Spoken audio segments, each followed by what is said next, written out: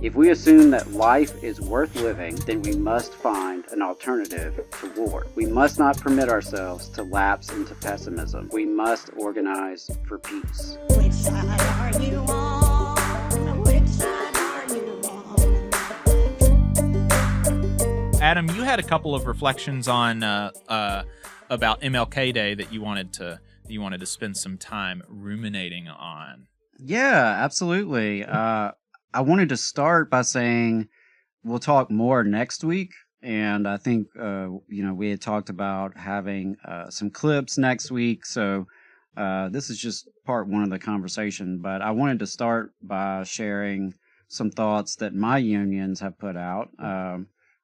Longtime listeners will know I'm a member of two unions. I belong to both IATSE, Local 900, here in Huntsville. Also belong to CWA, Communication Workers of America, CWA, Local 3908, which is based in Montgomery, but my bargaining unit is statewide. I wanted to start with what my unions were saying and what they had to say about the holiday and what's going on there. And last week there was the AFL-CIO's MLK conference, the MLK Junior Civil and Human Rights Conference. It took place in Austin, Texas. So you had folks from, dozens of different unions across the country. They gathered to talk about Dr. Martin Luther King Jr.'s vision of collective action, reinforce the long-standing bond between the labor and civil rights movements, and channel their strength and energy into substantial action to build worker power. CWA's president, Claude Cummings Jr., was there alongside quite a number of other folks from CWA leadership and just membership as well. President Cummings spoke about the importance of labor solidarity, the convergence of the labor and civil rights movements, and the duty of union members to continue the fight for both economic prosperity and social justice. In our unions, we do, in fact, have many voices, President Cummings remarked. We work in different industries and have different job titles. We live in rural areas, in suburbs, and in cities. We are of different races and genders, and yes, we hold different political views. But we all come together when working class lives are at stake. So I wanted to, mention that. Appreciate the AFL-CIO for putting on that conference. Last year it was in Montgomery. I was able to attend at least a little bit of the first part of that. Really cool. Really appreciate that happening here in Alabama last year. Hope it'll come back pretty close so we can check it out again. So moving on, I wanted to share IATSE and what the International Alliance of Theatrical Stage Employees had to say in terms of honoring Dr. King's vision together and looking at the holiday as a day of service and reflection. So Dr. Martin Luther King Jr. lived a life of profound purpose, guided by an unwavering commitment to working people. His final days, much like the years between 1956 and 1968, were devoted to organizing for fair wages and better working conditions. Many listeners may know that Dr. King's final act or final action was in supporting striking sanitation workers in Memphis, Tennessee. So IATSE encourages folks to reflect on his powerful words from the 1967 Blueprint speech to students at Barrett Junior High School in Philadelphia. Dr. King said, quote, "Number one in your life's blueprint should be a deep belief in your own dignity, your own worth, and your own somebodyness." He goes on to say, in your life's blueprint must be a commitment to the eternal principles of beauty, love, and justice. Well, life for none of us has been a crystal stair, but we must keep moving. We must keep moving. If you can't fly, run. If you can't run, walk. If you can't walk, crawl. But by all means, keep moving. And so the IATSE Diversity Committee urges all members to embrace these principles as we continue Dr. King's fight for an organized, just, and dignified workplace. And, it is worth really making that connection to folks. A lot of folks have a pretty superficial, understanding of Dr. King's legacy or in his history and his accomplishments. And many people just don't really conceptually think of Dr. King as a labor leader, but he absolutely was, and absolutely certainly was an organizer. And so it's worth thinking about that and thinking about the connection between labor rights and civil rights. Often, it seems like in my experience, these movements have been kind of siloed, and people who are passionate about unions maybe aren't the same people or working in the same spaces as people who are passionate about racial justice. And same goes for maybe environmental justice and other issues that are important to working people. But it's really important that it's all connected, that we're all working together, that we're all collaborating, because all these issues are connected. We all experience them. We all deal with them as working people. And, I guess my last thoughts, at least for this weekend, is that speaking of the holiday, this Monday, it's kind of a cruel irony that is Trump's inauguration, in my opinion, that it's on Dr. Martin Luther King Jr.'s holiday. I want to just take that moment and the news of a potential ceasefire in Gaza. I think between the two of those is worth remembering Dr. King's firm commitment to anti-imperialism, which he articulated very notably in his 1967 address, Beyond Vietnam.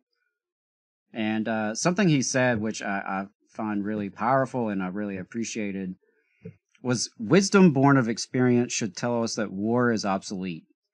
There may have been a time when war served as a negative good, preventing the spread and growth of an evil force. But the destructive power of modern weapons eliminates even the possibility that war may serve as a negative good. If we assume that life is worth living and that man has a right to survive, then we must find an alternative to war. During these days of human travail, we must not permit ourselves to lapse into pessimism. We must organize for peace. And I really appreciate that, and I think it is often, at least in my lifetime, the movement for peace has not been as loud as the movement for war. And it's really important that we have alternatives, because too many working class folks across this world have been killed in needlessly in so many conflicts, continue to be to this day. So really appreciate that aspect of his legacy, and I think that's a good segue into our upcoming guest, because he is going to talk a little bit about the foreign policy of the labor movement and some of the connections with the CIA, the Central Intelligence Agency, and talk about conflicts, talk about wars and bloodshed around the globe for profit. Learning some of that history as a teenager really, really opened my eyes. That kind of history shaped who I am today. It shaped the whole journey I've been on throughout my life. Learning some of the facts about what American foreign policy has done to other people around this globe, whether it's in the name of fighting communism, whether it's spreading democracy, whatever, fighting terrorism. We've heard it called a lot of different things, but American empire has been a very bipartisan consensus throughout my life and before it. We've seen politicians from both parties supporting endless wars, supporting coups, and supporting sanctions, cruel sanctions regimes, embargoes. I did notice President Biden, in one of his final acts, did finally take Cuba back off the state sponsor of terror list. I guess he didn't have time to do that the last 4 years. Just as a reminder, President Obama had removed them back then during his term. Again, it was a lot of too little too late, but, it happened. Trump immediately put them back on, or put them back on before he left. It may have actually been tail end of his term as well.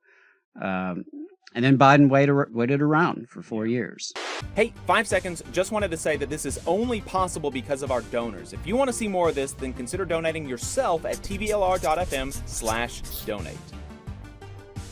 Before we transition to the interview, I wanted to just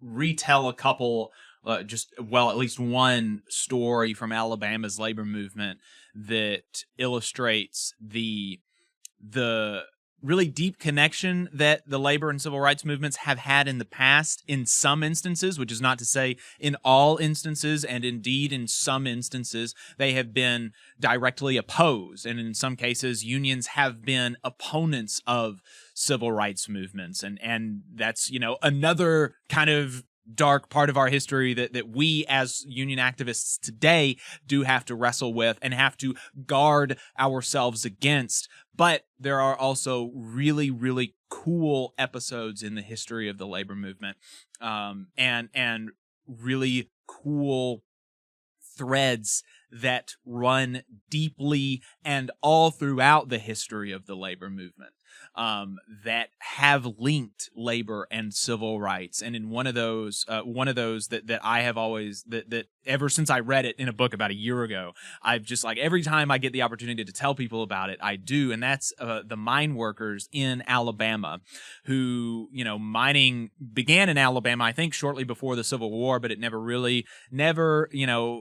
didn't take off for a long time, and then in the 1880s and 1890s it started on a more significant upsurge, and in the 1870s is the earliest that we can see mine worker organizing in the state of Alabama. And from its inception it has been interracial.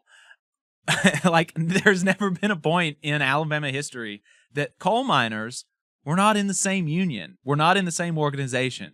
And that is really cool. And so in the 1880s, miners were organizing with the Greenback Labor Party. Black and white miners together.